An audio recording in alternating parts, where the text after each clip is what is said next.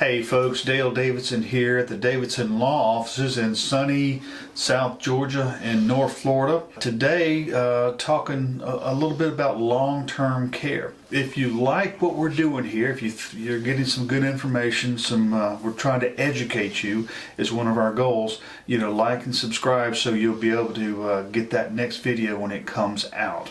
The statistics say that 70% of us will need some kind of long-term care in our future.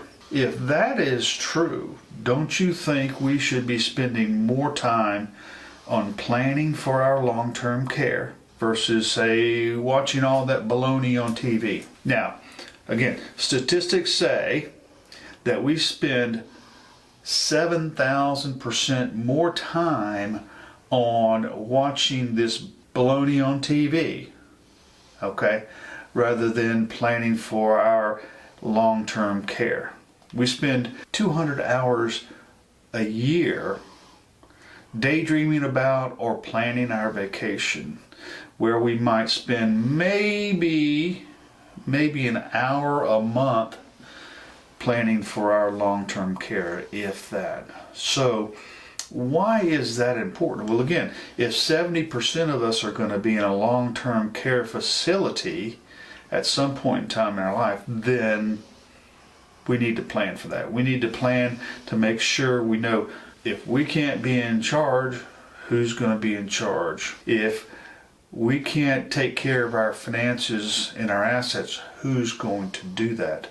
Because if you don't have a plan, if you fail to plan, then I can tell you the state of Georgia, the state of Florida, whatever state you live in, they've got a plan for you. So if you have to go into a long-term care facility and you don't have the necessary documents in place, we'll talk about those in just a second, then your family or friends or whoever it may be, they're going to have to traipse down to the probate court and file guardianship and conservatorship against you. You don't want to do that. You want to choose who's going to help you with your healthcare decisions.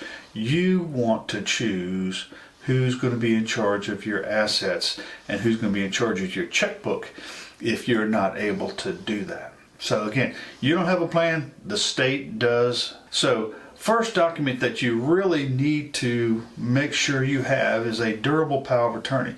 A durable power of attorney is just a document that says if Dale is unable to take care of his finances, then he's got his wife or his children or whoever it may be. This is often referred to as a substitute for a conservatorship. Conservatorship is power over a person's property. The second document that is critical is that you need to have a advance directive living will.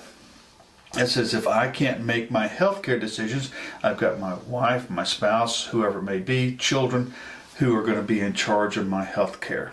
If I'm being kept alive by artificial means, do I want that? Do I want to be on a ventilator? Do I want to be hooked to a feeding tube or an IV?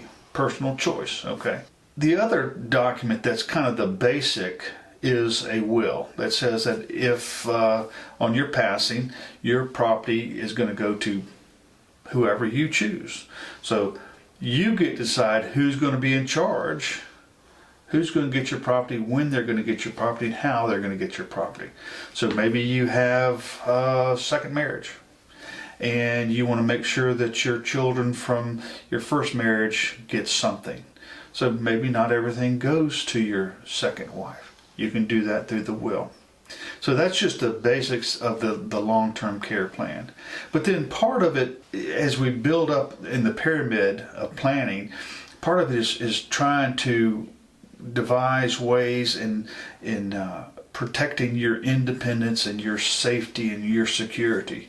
We want to protect you and your assets for your long-term health and well-being. We want to protect you and your spouse's assets for your health and well-being and long-term care, because right now here in my neck of the woods, it's about $8,500 for a nursing home. But if you think about it, if you're married and you're in a nursing home, your spouse is not, you still have all of those monthly expenses for your spouse who's at home. How are you going to afford that $8,500? That's where the advanced planning comes in. That's where we step in and try to help you make sure that your safety, security, and independence is protected. Now, a lot of people don't want to even talk about this. I suggest that people are scared to talk about long-term care planning. Number one, because they don't want to face the inevitable. Okay, again, 70% of us are going to be needing some kind of long-term care, and they don't understand it, so they're scared. At the Davidson Law Offices, we try to take all that fear and away. You know, we're here to help. This is what we do. This is all we do. We help you, again, protect your assets, you know, for your health and well-being.